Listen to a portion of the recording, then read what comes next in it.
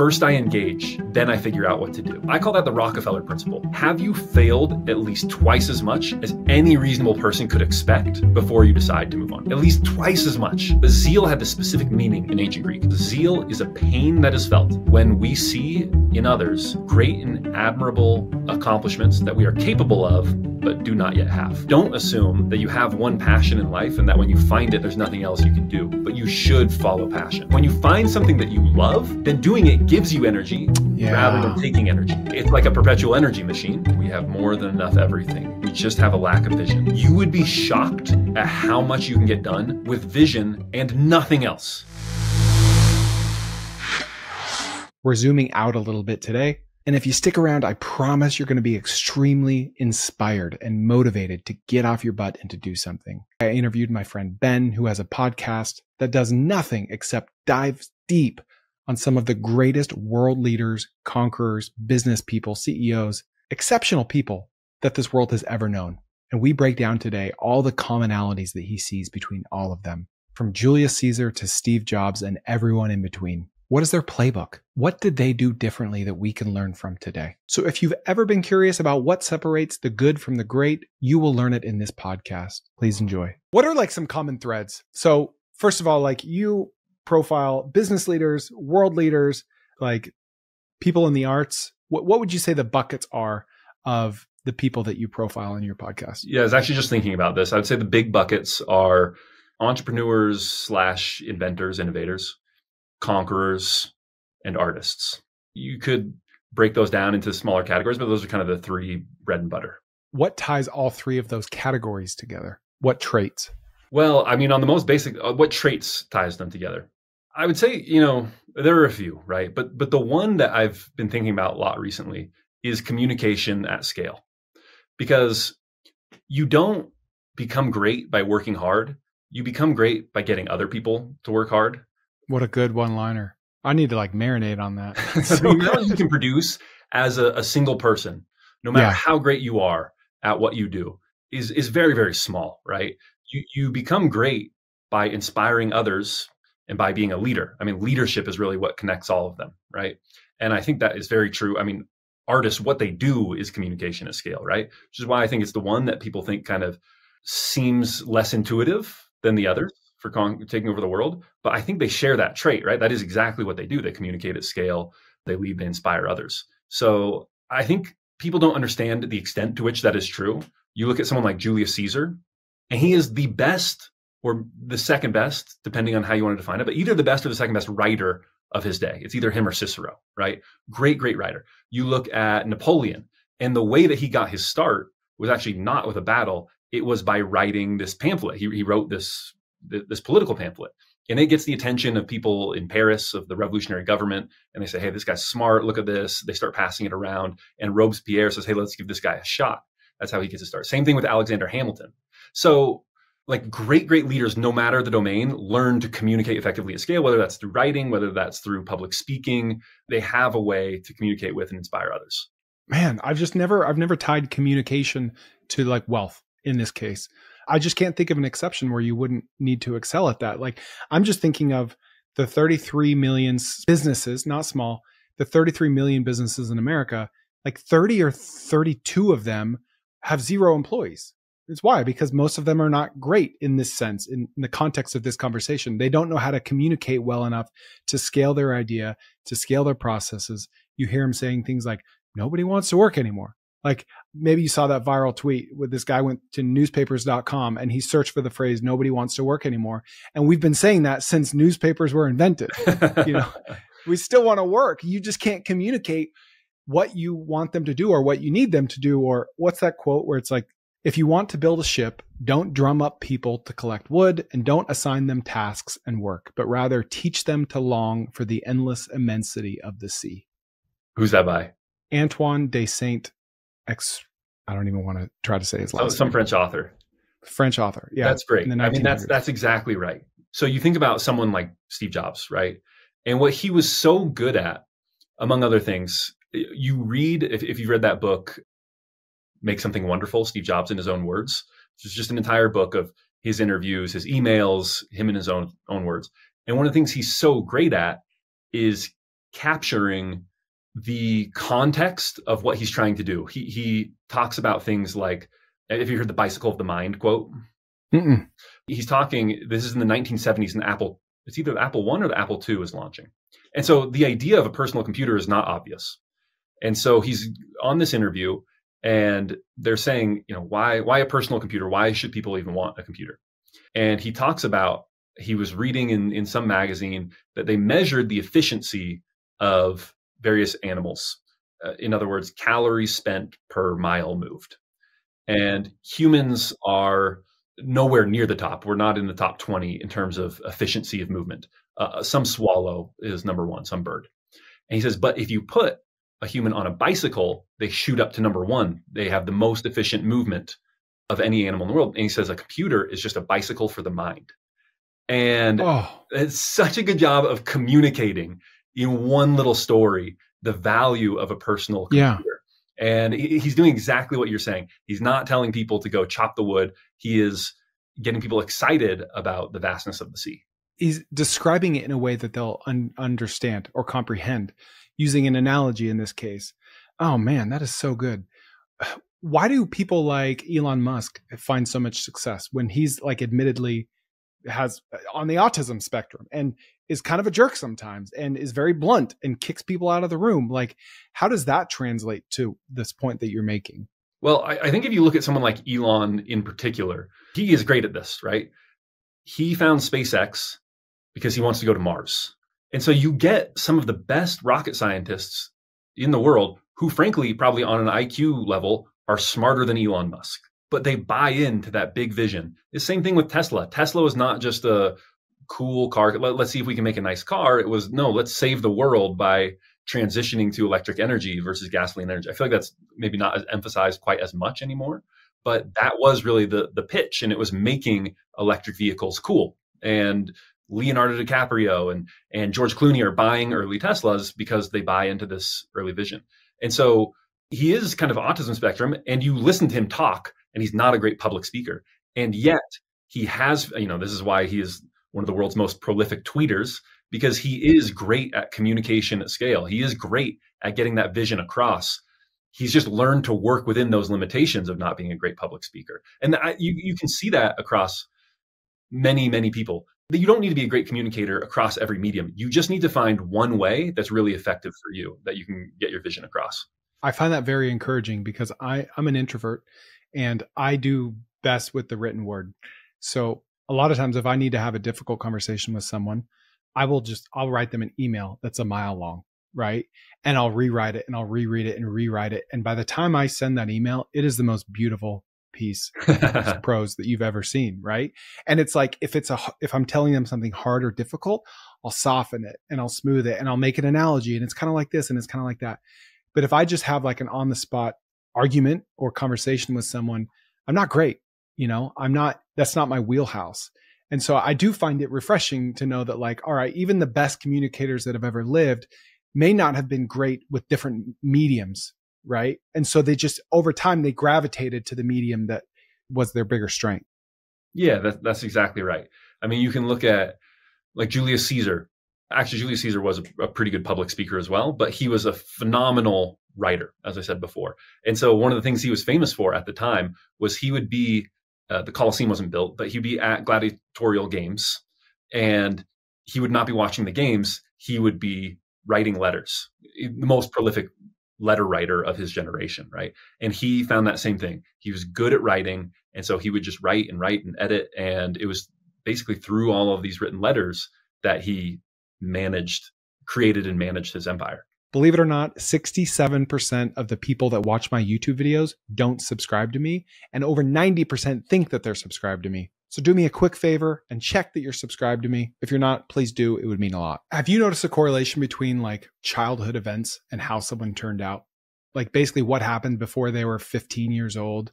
Is there a correlation there? You don't have the desire to take over the world if you're a completely well-adjusted, normal, happy person. The way I phrased it is that people who achieve great things are often what I call insider outsiders.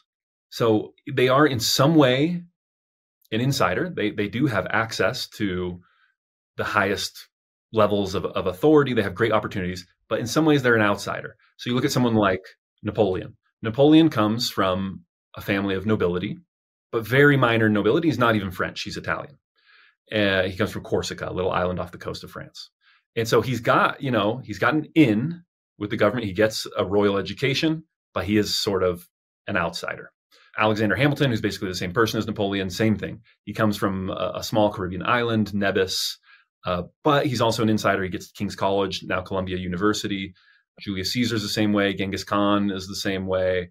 Even like an artist like Picasso, who his father is an artist. And so he comes up with a great artistic education. But where does he make his way? Not in Madrid, not in Barcelona. He starts in Barcelona, but it's in Paris, right? Where he is sort of an outsider. And so they do have this kind of common background of insider outsiders. Yeah. Are they trying to prove themselves like in that new sphere, or is there a chip on their shoulder that they're driven by? Yes, there often is, but I don't want to overstate that too much. It's very obvious that they are, but sometimes I think these people are just addicts. So you look at someone like Thomas Edison. He did have a hard upbringing and his father was kind of hard on him, but I don't know. I don't know how far that can take you and how far it took him of like trying to prove daddy wrong. To me, you look at Thomas Edison and it's just someone who's addicted to inventing. He just loves it the way that like someone on the street is addicted to heroin. I'm addicted to starting businesses. Yeah. He's reading this biography of Michael Faraday, who's a great inventor from the generation previous. At the time, he's unmarried. He's a telegraph operator. And so he kind of travels around and he boards with other telegraph operators. And so they get back from a late night of working and his roommate goes to bed and he's reading this biography of Michael Faraday. Comes out in the morning, Edison's still awake, still reading the same biography of Faraday. Throws down the biography in disgust and says, I'm already 23 and I haven't accomplished as much as Faraday. I'm going to hustle. From that is when his entire perspective changes. And you can look at letters from his family from like the year after, and they're worried about him. You can look at pictures from him. He's gone. He's clearly not taking care of himself. He's not bathing. He's selling his possessions in order to fund his habit of like getting more wood, more wiring, more components to invent with. Like this is a person, if you substitute inventing with anything else, it'd be very clear what he is, which is an addict, like a literal addict. And so I think that is often, I think people want to look for childhood traumas because it makes a nice movie, and that can be the case. But I think more often than not, these people are literally just addicts to what they do. And that addiction, that obsession is what drives them over the top to become, these great larger than life figures and achievers. And there's a trade-off, right? That addiction could manifest it in not having a good family or having 7 different spouses or being addicted to alcohol also, right. Drugs. Right? And I think that's one of the things that's troublesome about our era is that great personalities are addictive personalities. And we have never lived in a time period where it's more easy to get addicted to unproductive things, right? These are addicts to productive things. And so it's the type of personality who, I grew up in the Bay Area, and you would sometimes meet these homeless people and you would hear their story and it was like, yeah, I have a PhD in physics from Berkeley. And now this guy's literally on the streets, right? And it's because it's that same type of personality. It's a very addictive personality. And they could have accomplished something great, but someone introduced them to one drug or another, and that's the direction that their addiction went. So I think if you have that type of addictive personality and you maybe could accomplish that kind of thing, you have to be very careful to cut those other things out of your life that could be distracting addictions as well. Yeah. Well, I think of it also along the lines of dopamine, where I heard a quote that was like, chase the dopamine that leads to action and not that leads to inaction, right? Right. Because we talk about dopamine with a negative connotation. But it's like dopamine also causes you to go build a house or to, chase a positive feedback loop and to do good things, right? Right. Exactly. I mean, they do lab experiments with rats where they can completely block their dopamine receptors and the rat doesn't do anything, right? So dopamine is an extremely important cycle for human achievement. You just have to get it focused on the right flywheel. Yeah. How much does confidence play a role with all these people? Huge. Is it everything or is it a major factor? It's an essential factor. It's necessary. I was talking to someone about the essential elements of great leadership and they said humility. And I said, that's interesting because I don't see a lot of humility from the people that I cover on my podcast. But I thought about it some more, and it's not that they're egotistical per se, but it's, we just talked about you don't become great by working hard. You become great by getting others to work hard. And if you are not completely solid as the center of that universe that everything is orbiting around, then everything flies apart. If you don't have 100% confidence in yourself, then you never are going to be able to get the buy-in from other people to work on the project that you have in mind. So you need to have that just utter, unshakable confidence. Like one of my favorite confidence stories is Napoleon, the Battle of Marengo, right? Which is he makes this big blunder. He thinks he's chasing an army and just attacking their rear guard, but really they've deceived him and it's their entire army. And so he splits his army to try and chase them. And so he accidentally attacks an army with like 100,000 people, and he's only got 40,000. He quickly learns early in the day, oh, I'm pretty screwed. And so he's running all over the battlefield for the entire morning, sends a message as soon as he can to the other half of his army, hey, come back, we need you, come back. And so for the entire battle is just an entire day of Napoleon running along the line saying, don't break, don't break, don't break, don't break. Yeah. Don't turn and run. Because as soon as one person turns and runs, this entire line is going to crumble. Because he has that confidence and can inspire that confidence in others, they don't turn and run. So they're retreating the whole day, but they aren't turning and running. And then, of course, at the very end of the day, the other half of his army returns, and they've been pushed off this battlefield over the course of an entire day. And then the other half shows up, they countercharge, and they win the battle in like a half hour. Again, if he doesn't have that supreme self-confidence, then the whole thing kind of falls apart. That's true of conquerors and it's true of battle. It's obviously true of entrepreneurship. It's true of art. It's true of athletes. It's true of everything. That self-confidence is definitely essential. You can't have a half measure. Like he couldn't have done that just for like a little bit and then called it quits because he knows they would have bounced, right? You almost have to be a little strategically delusional, if you will. Like 100%. That is one of the things that you see. I call it strategic selective irrationality. Okay. Okay. Yeah. You've heard of the hot dog. Everyone knows the Costco hot dog and drink combo, right? Yeah. It's irrational. Yes. It's not rational, right? Raise it $2.50. It's still a great deal, right? Yeah. But it's selectively irrational. And all great leaders have that of, if you're just rational in the narrow context, then you just end up compromising on your values and the whole thing falls apart. But you have to have that selective irrationality of like, no, we're keeping the hot dog and drink combo to $1.50, even if it doesn't make sense. And that's why you look at an airline like Southwest, and for the longest time, it's been, hey, people finding their own seats is irrational. This is irrational. It doesn't make sense. And now they've done the rational thing and people can pick their own seats. And I think it's just going to go down the tube.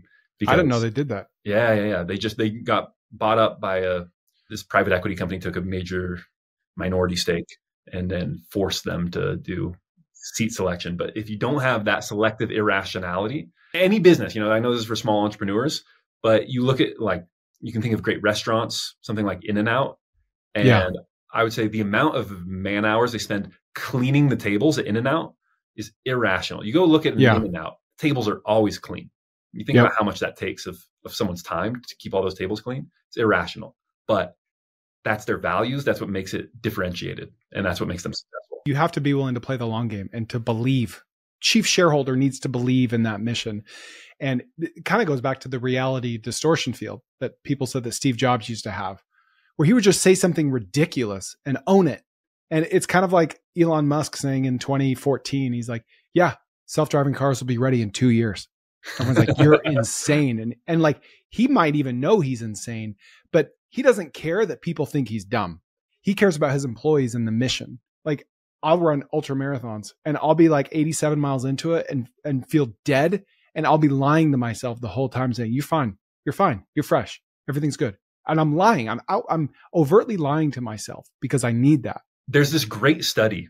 I believe it was swimmers. I believe it was college swimmers.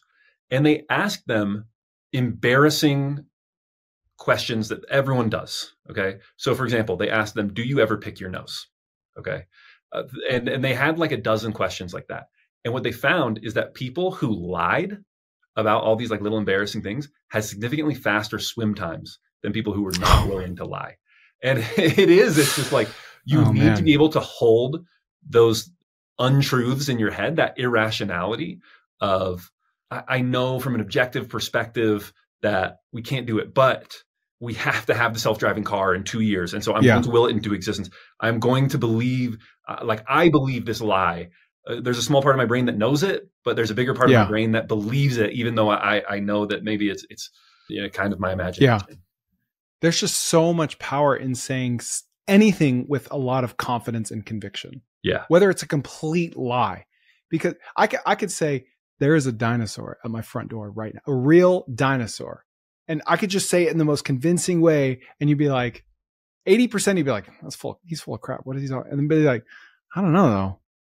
I don't know. He seems pretty serious. I'm like, I really think this is true even of kind of small businesses, the types of things that people in your audience are probably looking at starting. But you see just the guy with the home services business who really has that conviction, that belief of, no, we are going to be the best, the most professional window install business in Texas or whatever it is. We are going to provide the best value for your buck for car washes in Northern Arizona, whatever. But they have this like delusional belief. And other people look at it from the outside and they say, how are you galvanizing people around this? This is a car wash business. But he doesn't care about those other people at all. Exactly. He's just got that delusional belief of, no, we have to do it the right way. We have to be the best. And then they achieve remarkable success in those markets because they have that delusional belief. Yeah. Well, just imagine Elon Musk if 10 years ago they had extra subsidies for selling electric cars and then they did away with it. Imagine if he stands up at an all hands meeting and is like, well, guys, they did away with the subsidy. So our cars overnight are $7,500 more expensive. And our mission to not rely on fossil fuels anymore, I don't know. It's kind of in question. We'll do our best. We'll see what we can do. Like, how would they take that? Right. He can't say that. No. He doesn't even believe that. Right. He's going to be like, I don't care. Oh, you think I care about that? That's fine. Good. Bring it. Right. Changes nothing. Yeah, exactly. If someone's listening or watching this and they don't feel like they have that confidence, like, don't tell me it's nature. Like, how can someone nurture that? How can we build that? Well, I think it's one of those things where sometimes action precedes belief, where you just act like you believe and going through the motions on some level helps you to believe. If you don't have it within yourself, I really think that's the best way to do it. Act like you believe. And you act like you believe for long enough, and I think it seeps into your bones. I basically think that's the answer. You find your testimony in the bearing of it, right? Yeah, exactly. And now this is like a total leading question because I'm obsessed with the concept of having a bias for action. So is that a common thread amongst all these people having a bias for action, or are some people more thoughtful about it and more like they're better planners and that planning is directly correlated to their success? I think one of the great examples of bias for action is the Wright brothers, because they're the first to fly, right? Late 1800s, and a lot of people are working on flight. And if you had been betting on someone to be the first to fly, you would have bet on this guy. What's his first name? Charles, I think. Charles Langley. And Langley he's the head of Smithsonian. He's got tens or hundreds of thousands of dollars in funding, which at the time is millions and millions of dollars in 2025 dollars. And the Wright brothers are these bike shop mechanics. And the one thing that they did that was so different from everyone else was they had this insane bias for action, which was, okay, we can't fly. No one can fly. Everyone's coming up with these complicated plans. But what is the smallest thing that we can do? Okay, so you're starting a business, but your logo looks like it was made in Microsoft Paint. You're not a designer, and hiring one costs a fortune. Well, at least for a good one. This is exactly why Design.com exists. It's an AI-powered logo maker that creates thousands of professional logos in seconds just from your business name alone. Starting a pickleball club, trade school, white-labeled SaaS, it doesn't matter. It can handle anything. This is the world's largest logo library here, with handcrafted designs that are exclusive to Design.com, and it has 4.8 stars on Trustpilot.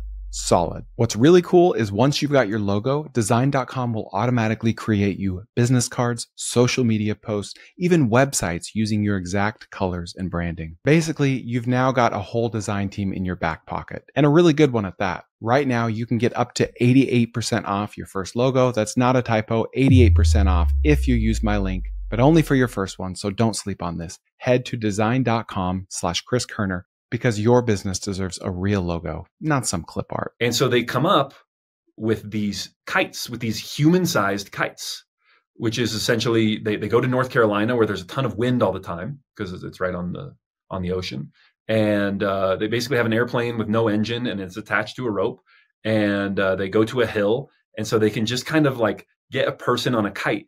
So that way they can feel the wind. They can feel what it's like to fly. And so they start iterating, and they go through dozens of iterations on kites and then on gliders, once again, just kind of getting pushed off a hill and gliding down. And then once they have gone through all these dozens of iterations, they slap an engine on it. And what do you know? It flies. And so everyone else is step one, plan, research. And their step one is just build something, get in the air. And their approach wins, and no one else is even close, right? So yeah, it is this common attribute of they have this insane bias reaction. Napoleon has this great quote. It's one of the ones I try and remember the most, which is he says, "First I engage, then I figure out what to do." So his step one was not like plan this incredible battle plan. It was, okay, make contact with the enemy, engage. Okay, are we engaged? We're fighting the enemy. All right, now let's see what to do. But because that was his approach, he was always wrong-footing the enemy, right? Because he was always the one with the initiative. He was the one that's like, can the guy just chill, right? He's always engaging us before we're ready because he didn't have a battle plan yet, but he engaged and then he figured out what to do. Well, I used to have an LLC that was RFA Ventures, and it stood for Ready, Fire, Aim. Yeah, perfect. What you said reminds me of this image of what a minimum viable product should look like. And if you're listening, the top image is a wheel, two wheels, a car, and then like a car with a roof. And that's the wrong way. A minimum viable product is a skateboard with a handle, to a bike, to a motorcycle, to a car, right? Like, what is the base thing that we can do today to remove friction and to just, if nothing else, like show ourselves and prove to ourselves that we're making progress, because that momentum just compounds, right? Yeah, exactly. It's getting something in the air. It's getting a product in people's hands. It's making contact with the enemy and getting some battle experience. Do you have any examples of someone that has been the best in their field and has not like traded everything for it, right? Like the cost of greatness. Who had the best work-life balance, so to speak? Well, one of the ones that I've been thinking a lot about recently is Roger Federer, the tennis great. And one of the quotes I like, I can't remember who it's by, but someone talking about his game. And he said, Roger Federer is one of the few people who doesn't just play the ball, he plays with the ball. And he seems to be the only tennis great who remembered that tennis is a game.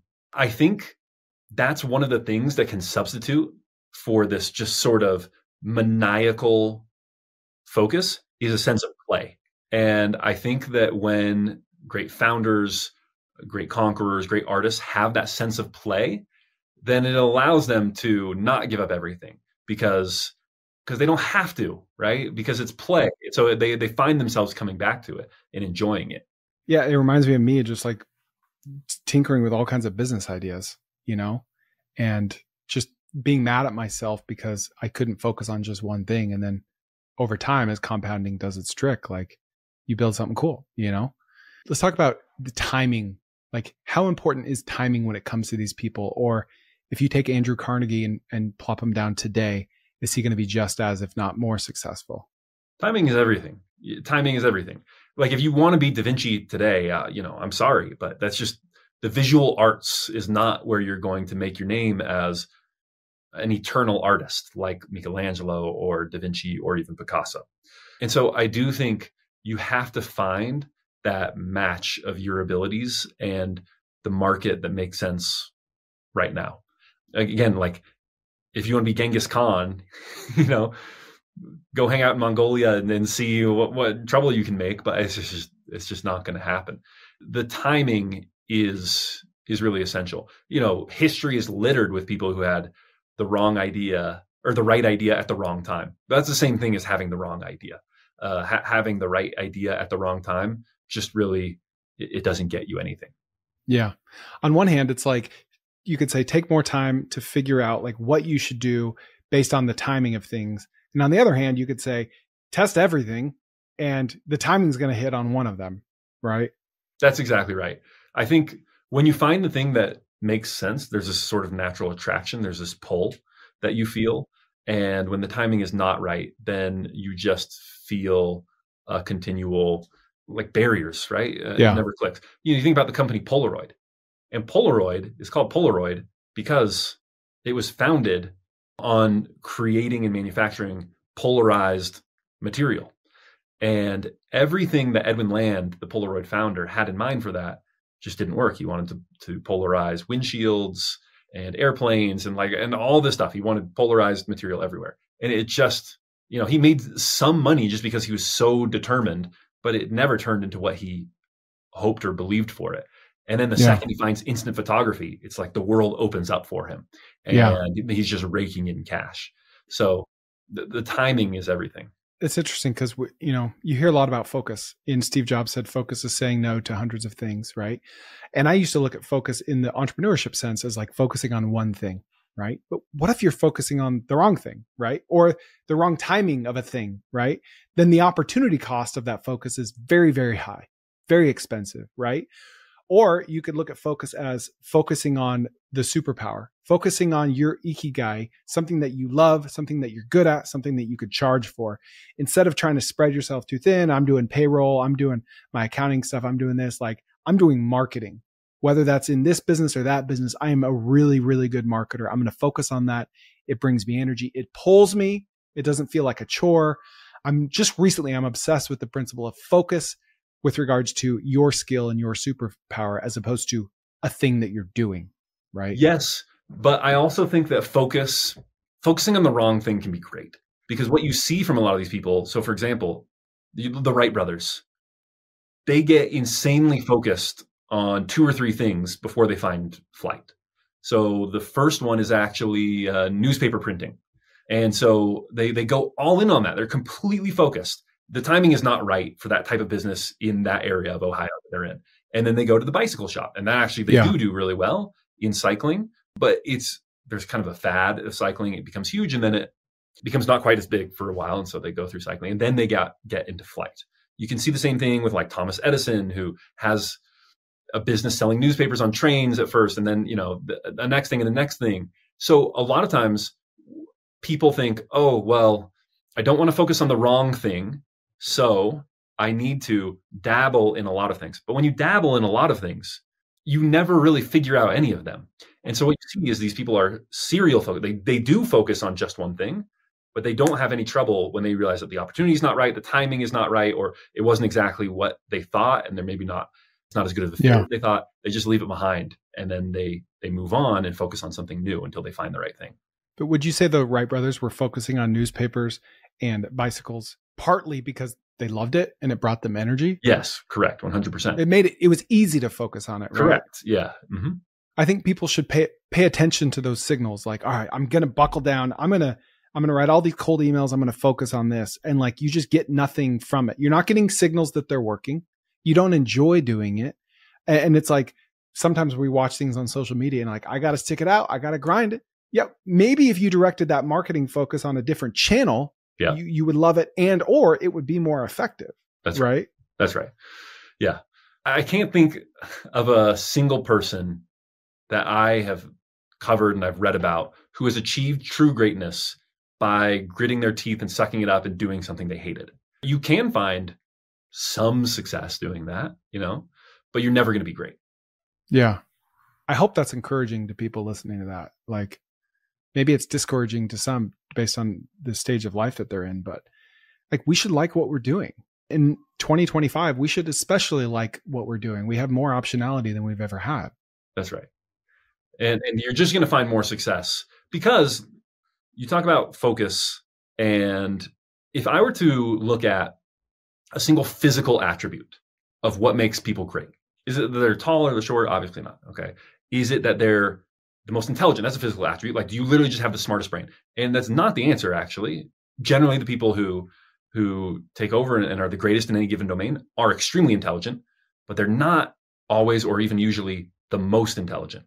What they are is the most energetic. They have the most energy.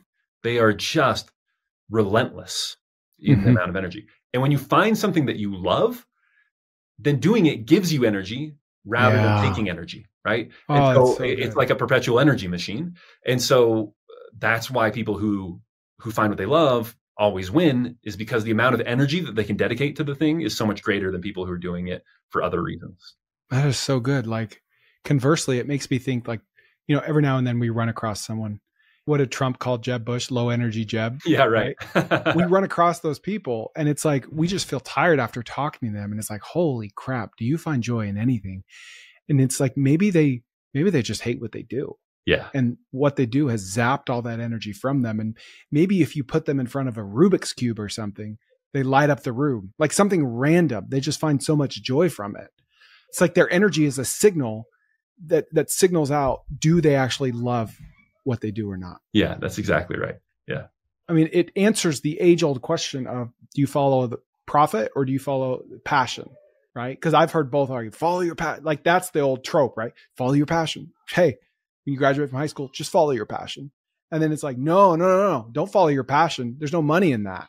All right. Don't get a liberal arts degree. There's no money in that. Well, it's like, sure, not following your passion is not scalable. Okay. Can you do it forever? Yeah, but it's probably going to be a sucky life. And like, we don't live in the 1400s. Like, especially if you're born in America, there's not a lot of excuses to have a perpetually sucky life anymore. Period. Yeah. Right. Right. I'm in the middle of nowhere, Missouri, and I pull into a hardware store, and there's no opportunity in this town. And this couple's making $700 a day selling homemade pizzas from a $400 pizza oven. They had so many excuses to be poor and to live in a trailer park, and they're making six figures, right? Like, anyway, I'm rambling, but we should chase the energy, follow the energy. And like, you literally should follow your passion. Like, you might need to eat crap for a while. I knocked doors for 2 years. Like, that was hard, but like, now I can follow my passion, and I do, because it gives me energy. I think the problem with saying follow your passion is the assumption that you have a passion, that you have one passion. I think follow passion is a better way to put it. Like, do lean into things that you're passionate about and look for more opportunities there. But don't assume that you have one passion in life and that when you find it, there's nothing else you can do. But you should follow passion. Oh, and you should experiment with more stuff. Like, you should find out what you're passionate about. I don't know. I just started mowing the lawn. I've been hiring out my lawn care for 15 years, and I bought my own mower, and I freaking love it. It's awesome. Yeah. I have a new passion. Like, I started playing chess just like 2 years ago. It's awesome. If I never tried chess, I never would have known that, Exactly. Are you following your passion when you're doing those things? Well, I think what you're doing is, and the better way to frame it is, you're living a passionate life. You have many things in your life that you are passionate about. And I think that's important. I'm chasing energy. Yeah. Grit and resilience. Surely that's high on the list of commonalities, right? Yeah. My favorite grit story is from John D. Rockefeller, which is, he just knows, okay, I come from kind of this podunk background. I had a hard family life. My dad's not around and can't like show me the way. I want to work. He lives in Cleveland, which is like is a boom town at the time. And he just knows he wants to work in a big affair, is what he says, in a big business. And so he qualifies what he thinks are the big businesses. Quick question. What if there were a private community out there of people that were building businesses based on this podcast? Well, I just made it. And it's only for business starters and business builders. It's called TK Owners. And it's basically like having me and 100 other business geniuses as your business partner. Also, there's going to be exclusive new trends, growth hacks, business ideas, and a database of everything I've ever talked about. You'll find thousands of startup case studies. You'll have weekly Ask Me Anythings with me while I'll answer your questions directly. You can join now at tkowners.com, link in the show notes.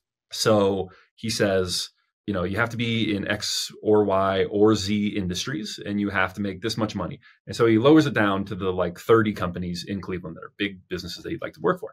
And so he goes and he interviews with every single one. And every single one says, not interested. You just have to think about like what the average person does in that circumstance, which is, all right, I had a plan and the plan did not work. So what's plan B? That's what most people start doing. They start thinking about plan B. Instead, he goes, all right, I know this is what I want. Goes and interviews with them a second time. All of them say no again. On his third go through, finally one of them says, all right, like more than anything, so that you'll stop knocking on our door, we'll give you a chance. Sure. Here, have a little internship. And that's, then he becomes John D. Rockefeller, starts his rise. It's literally a straight line from there to becoming the wealthiest man in the world. So I call that the Rockefeller principle, which is if you know what you want, and that's a big if, but if you know what you want, have you failed at least twice as much as any reasonable person could expect before you decide to move on? At least twice as much. Like just think about what a reasonable person would say, all right, now you should move on. Just 2-3 times that much failure before you move on. So grit and resilience is like a huge part. Every single person has a business near-death experience, all these great achievers, right? All of them have unbelievable setbacks that they make their way through. And so you just have to be willing to embrace the suck and fight through it. Yeah. Which is like the opposite of follow your passion, but it's not one or the other, right? Well, I don't think it is the opposite, because like if what you're fighting through for is more suck, you're never going to do it. You know, like if the pot of gold at the end of the rainbow is just like is a job you hate, is just money, I don't think you're willing to do it. But if you are passionate about it, then you're going to be relentless, and you are going to fight through. And if you find yourself not being relentless in your job or whatever it is, then it's a signal that you're not passionate about it. That's exactly right. Yeah. Oh man, how can someone build grit or resilience? Like, what do? You just go fail? Like, that's one of the ways. So both of us are LDS, both of us serve missions, right? One of the things that really helped me was, as a missionary, you experience a ton of failure and rejection. Like that's the biggest shock, I think, for most missionaries, is just the amount you get rejected. And I was really struggling with that early in my mission. And one of the things I did early on that really helped me was I set a failure goal, which was literally, I need to get rejected 20 times today. And what it does is rewires your brain a little bit, where you knock on a door and a person says, not interested, slams the door. And where before that gave you like, it was pain. Now, like a small part of my brain is like, ooh, check. Well, I'm one step closer, right? That's one of my 20 rejections that I need. And so I think that understanding that rejection is a part of the process, embracing it as a part of the process, can really help. Especially when you learn that, every 20 no's equals 1 yes. Then it's like, all right, I had 40 no's. Statistically speaking, 2 yeses are right around the corner. Exactly. Right? Yeah, that's right. If someone wanted to start or grow a local business, like very specifically, what 1 or 2 or 3 historical figures would you have them really just dive deep on? Rockefeller would be one, right? Because this is someone who basically starts with a local concern, very blue collar, very like working with your hands. And you can see how that goes from that to scaling what was the largest business in the world at the time. I would say John D. Rockefeller. Who else would I say? I would say Phil Knight. Once again, it's literally importing someone else's shoes and selling them out of the back of your van at track meets, then to Nike becoming one of the biggest businesses in the world. And then I would just say whoever inspires you. And if that's wherever you find energy from, and if that's Alexander the Great and it has no bearing on your business whatsoever, I think that's going to be a worthwhile pursuit. That's going to give you more energy to like go out there and do great at your shoe shining business, even though it has no resemblance to what Alexander the Great accomplished in his life. I can't remember if it's Socrates or Aristotle, but he has a quote about zeal, the word zeal. Okay. And we have a certain, when we think of the word zeal, we just mean someone who's zealous, someone who's like really passionate about something, someone who's fired up. But zeal had this specific meaning in Greece, which was, he defines it as zeal is a pain that is felt when we see in others great and admirable accomplishments that we are capable of, but do not yet have. There's this feeling you get when you read about great people, especially great people that you resonate with, that you think, that's someone who's kind of like me in character. They've accomplished way more than I have, but like I kind of do. I feel a connection with this person, and it's this insane energy. That's one of the other things that links all these great achievers. Is all of them have looked to history and found an example that they were competing with and that they really believed with and drew a ton of inspiration from. So I think finding that feeling of zeal, again, he just describes it as a pain. You hear that in Thomas Edison. He's reading about Michael Faraday and he goes, oh, he accomplished so much by 23. I'm already 23 years old. I haven't accomplished anything. Julius Caesar, the same thing. He's looking at a statue of Alexander the Great, breaks down in tears, says, I'm already, how old is he? He's like 34. Alexander the Great had conquered the world by my age. I haven't done anything. And then he starts his rise. You can see it, Steve Jobs was obsessed with Edwin Land. Everyone has this person that they're looking to, this historical inspiration that they draw their energy from. Alex Hormozy talks about seeing like Kylie Jenner on the cover of Forbes and seeing that she was like the youngest billionaire ever. He's like, what? Freaking Kylie, like how? Like, what did she do? And he's like, oh, she had an audience. I need an audience. Because he wanted to be a billionaire. And then like he went on this warpath of building an audience, While we're talking about inspirations, I also really like the idea of anti-inspirations, where there are podcasts that I will listen to just because they will sometimes pass me in the charts, and I think they're terrible. This is something Bach would do, the great composer, Johann Sebastian Bach, which is before he sat down to compose, he would always like rifle through some music that he didn't think was very good, because it would start generating ideas in his head of like, oh, I would do this better, I would do this better, I would do this better. And then that just starts the juice flowing. Whereas if you're looking at music that you think is great, for like the generation before him or kind of concurrent with him is like Handel. If he's looking at Handel or Vivaldi, he's going to start thinking, well, this is kind of tough to compete with that. And so he would look at bad music to get his creative juices flowing. And the same thing, like sometimes, not all the time, not that often, but I will listen to bad podcasts because as a podcaster, it gets me thinking like, oh, okay, I can do better than this. I can do better than this. And it gets me creatively inspired. Yeah, that's so true. I mean, I used to have an e-commerce fulfillment business, and like the big name was ShipBob, and they did everything right, seemingly from the outside. And I would just look up to them, man, I should be more like them. And then there were all these fly-by-night guys. It's like, this guy doesn't have a website. This guy doesn't. And then like, half of the things that like I was criticizing him for, I wasn't doing either. And it was like kind of like this passive-aggressive reminder to myself, like, yeah, Chris, you're not doing that either. And then it kicks my butt into gears. Like, I don't want to be like that guy. I want to be like that guy. Right. Right. Yes. Yeah. You need to have both perspectives. It's kind of like in racquetball or like in any like one-on-one sport. You want a partner that's about your level. You want someone that kicks your butt every time. And then you want someone that you kick their butt every time. Exactly. Yes. And you can kind of, if you always play someone that's about at your skill level, then neither one of you will really improve. Right. Right. And it's like, it's so true. You see it in all three, that they have respect for the greats. They have derision for those that they think are not professional and don't have standards. And then they have this group of peers that they compete with. You can think of that with someone like Bach or Picasso in art. You can think of that with someone like Napoleon or Caesar in conquering. You can think of that with like Phil Knight or Steve Jobs in entrepreneurship. You think of it in sports, like at every level, you need all three of those. That's so good. Well, Ben, is there anything that I should, like any story you wanted to tell that I missed, or any question that I should have asked that I didn't? I just want to like touch one more time on this idea of, I think the greatest resource constraint in the world is vision. Like that is the thing. We have more than enough money, and we have more than enough energy, and we have more than enough everything in the world. We just have a lack of vision. And you would be shocked at how much you can get done with vision and nothing else. And to me, the greatest historical example of that is Joan of Arc, who she comes along in the 1400s. England has taken over half of France. And the France that is left is like, they don't even hold Paris. It's just like a little rump state.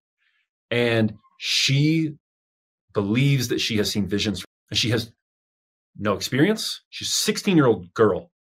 She has no experience. She has no martial ability. She has no strategic ability.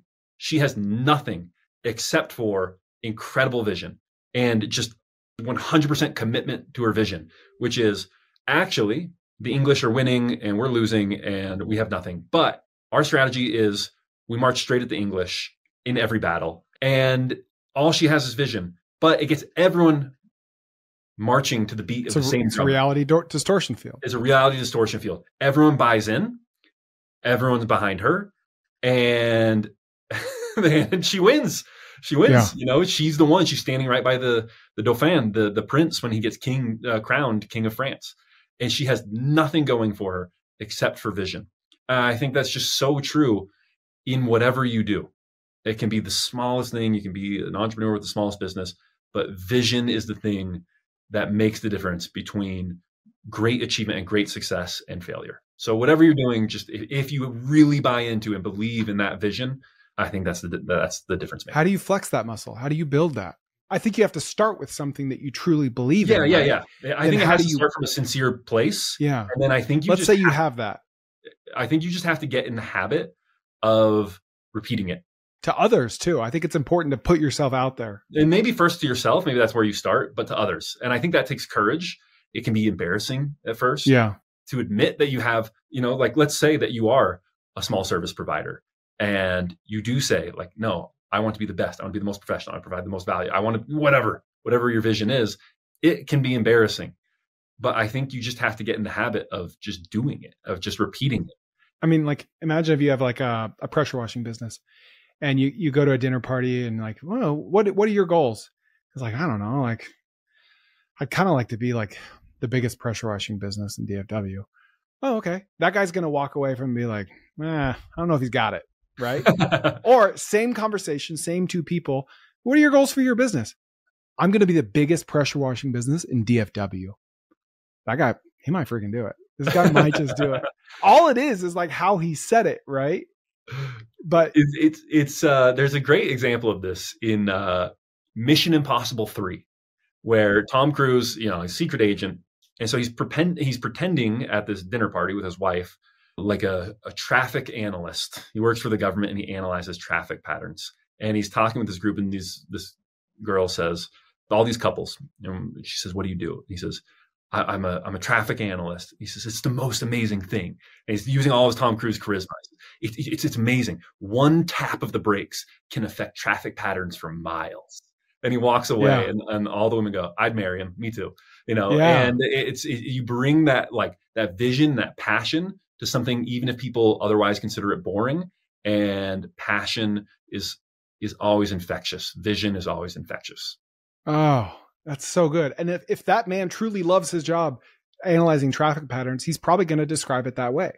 Yeah. And if he doesn't, then he won't, because it's not authentic, right? That's right. So that's it. That's my last thing. Man, that's so good. So many clippable moments of this. I just kept hitting that button on Riverside. Well, Ben, where can we find you? Where should we listen to you? How to Take Over the World, wherever you get your podcasts. And that's it. Follow me on X at Ben Wilson Tweets, which I guess is an outdated handle at this point, but that's what it is. Okay. The Walt Disney episode is my personal favorite. So awesome. That's one of my favorites too. I love the story of Walt Disney. Well, thanks for coming. All right. Thank you. All right. What'd you think? Please share it with a friend, and we'll see you next time on the Koerner Office.